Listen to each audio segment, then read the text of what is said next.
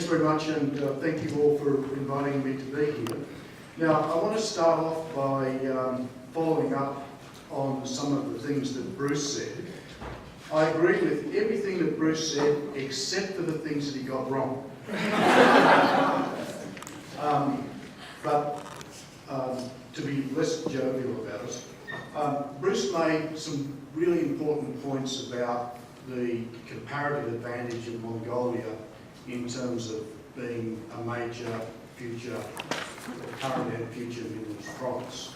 What I want to talk about are how some of the characteristics that you need to turn that comparative advantage into what we might call competitive advantage.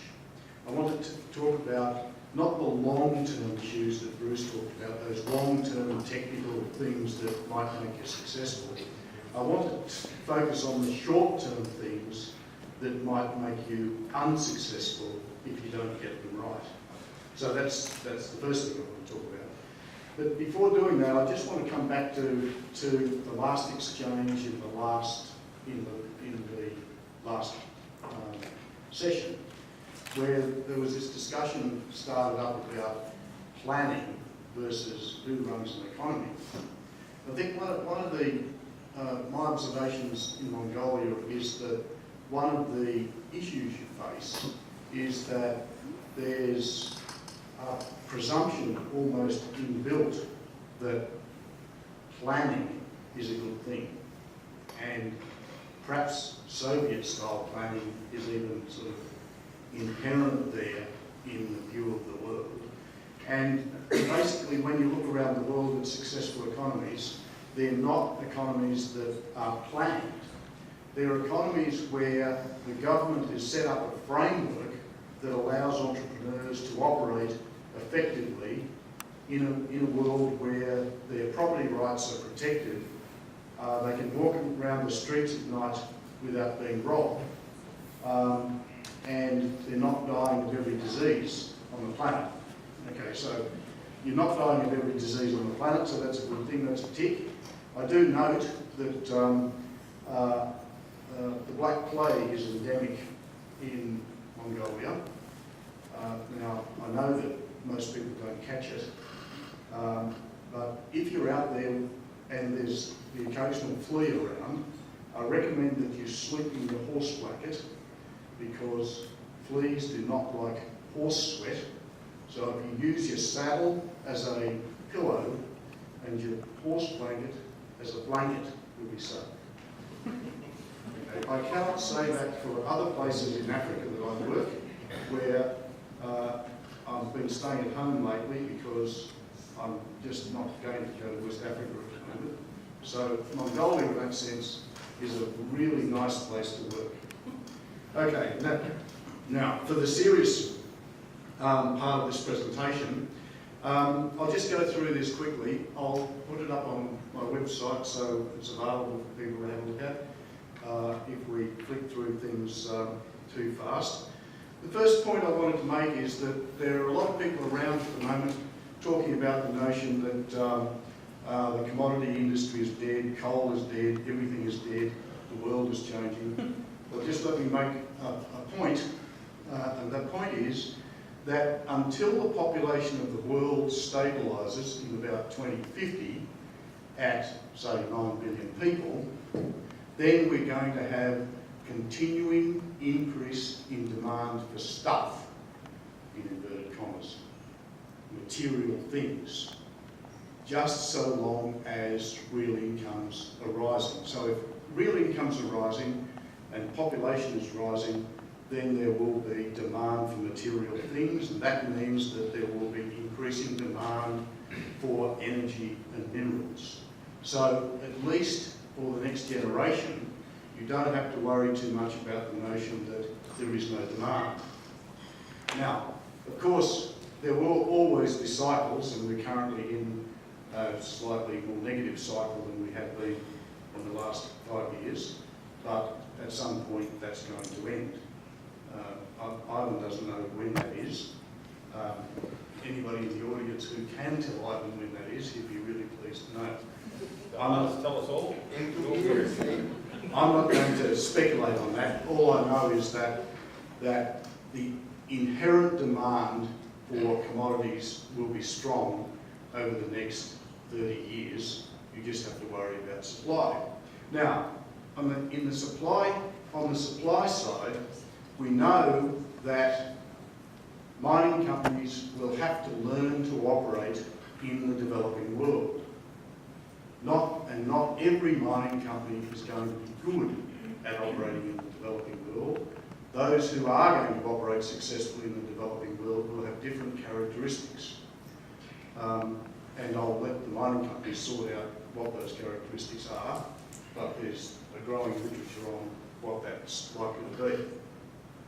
However, governments in the developing world also need to set a framework that allows those companies to operate. And there are some pretty easy characteristics to work out in terms of what those things are going to be. Okay, so as I said before, you need a good institutional framework.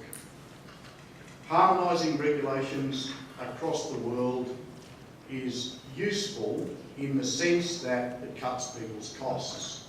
If it is the case that the regulations in Mongolia look a bit like the regulations in Australia, then Australian mining companies will find it easier to work in Mongolia than they otherwise might.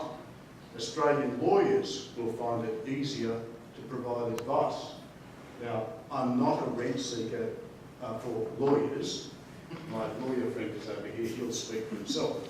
But I'm just making the point that the more harmonisation of arrangements there are, the easier it is to trade in services, and therefore the easier it is for everybody to operate.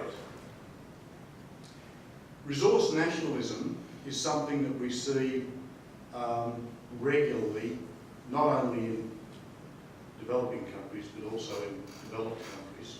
You know, occasionally we find a situation where a Prime Minister wakes up one morning and has a good idea, like a resource rent tax or something, a super profits tax. And this can happen in Australia as well as Mongolia.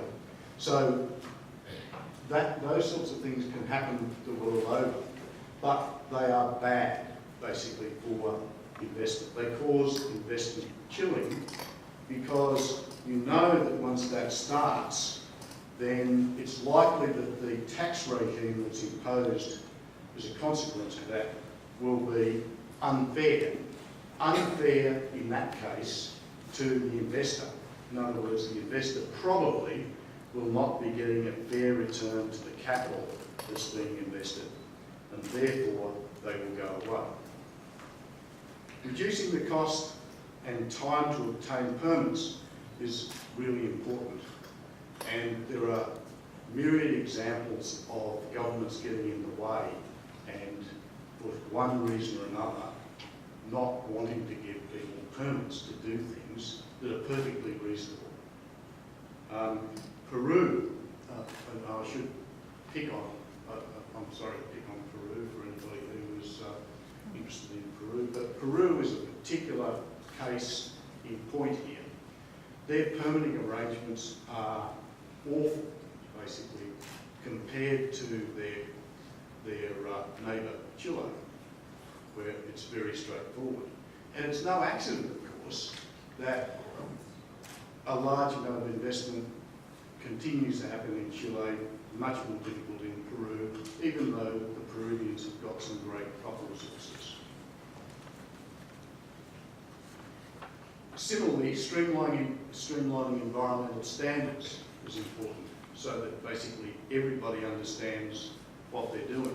And again, I would say it's not only developing countries that have problems here. If you were at the moment attempting to get a coal mine permitted in the Hunter Valley in Australia, you'll understand that the process can be extremely difficult. We should not copy the New South Wales government planning laws and take those to Mongolia. That would be a bad thing to do, because you will never get anything done if you were to do that. So I think somebody said this morning that picking up regulations from one place and just plonking them in another country is not necessarily a smart thing to do. These things should be moulded to the institutions that exist and changed to suit the capacity that exists of those people who are trying to implement them.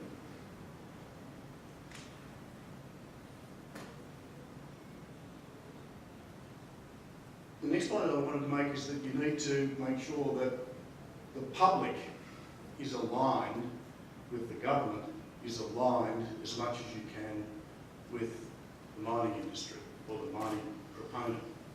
And I think this is part of what Bruce Harvey has been attempting to do in the Gobi, is effectively align people so that the community understands more about what the project needs in the short and the longer term. That's really important, because if the community is not with you, then the government's going to have a problem and the project proponent is going to have a problem. And then finally, of course, it's always good to try and stop fraud and corruption.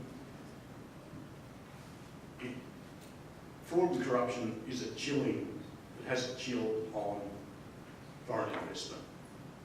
And the less of it, the better. And again, it's not just the developing world that have these problems.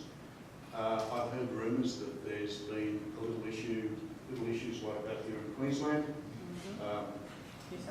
New South Wales. There could be New South Wales. So I mean, these issues are a problem the world over, and basically we're better off if we don't have those particular problems.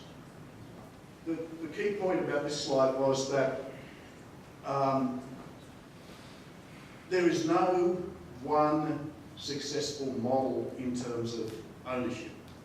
I happen to come from, and I will tell you, I will confess immediately, I'm a Chicago school economist.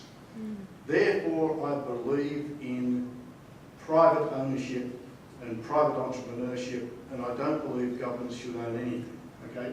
So that's where I'm coming from. The point I wanted to make in this slide is that there is no real evidence that there is any particular model that works better than another one, really. So there are in some cases, governments can own 100% of something and they can make a success. There are just as many examples where governments own 100% of something and they make a complete hash of it. It's a complete disaster. Similarly, private individuals can own 100% of something and they can make a complete success or complete hash. So you shouldn't come at these things ideologically. You need again to think about the institutional framework in which you operate and try and work out a fair deal, basically. And the fair deal. What's a fair deal? Okay, so when we're talking about a fair deal, what we're talking about here is the share of the rent that goes to the government and the community in the host country, and the share of the rent that goes to the project proponent. We observe that if the effective rate of taxation gets above 50%, and this is an empirical observation, once the effective rate of taxation gets above 50%, then bad stuff happens in terms of the flow of foreign direct investment. Foreign direct investment tends to start to go down after that point. And Zambia is a great case study for looking at this. If you go back and you look at the effective rates of taxation in Zambia for Zambian copper over the last 40 years, you'll basically find a situation where you get effective rates of taxation at reasonable numbers like 30%, rising to 100%. Foreign direct investment crashes, takes 12 or 15 years to recover. After the tax rate is put down again to a reasonable number, foreign direct investment comes back in, tax rate starts to creep up, gets up again to 70 or 80%, crashes again, and this has been the cycle that's occurred. And in Zambia, we're in that exact situation again, where tax rates are being revised because the whole thing's crashed. So the bottom line here is that you need to strike an effective tax rate that's fair both to the community and to the investor. And the empirical evidence suggests that that rate must be something less than 50%. When it gets over that, then investment capital will leave. If there's massive regulatory uncertainty, then investment capital will leave. And unfortunately, what happens to you then is that your exchange rate starts to depreciate. This, of course, causes inflationary problems, balance payments problems, and then next minute you have the IMF on your doorstep. The solution to the problems in Mongolia is to ensure that the regime is stable and more certain and fairer, and if that can be done, then the economy will boom. Thanks very much.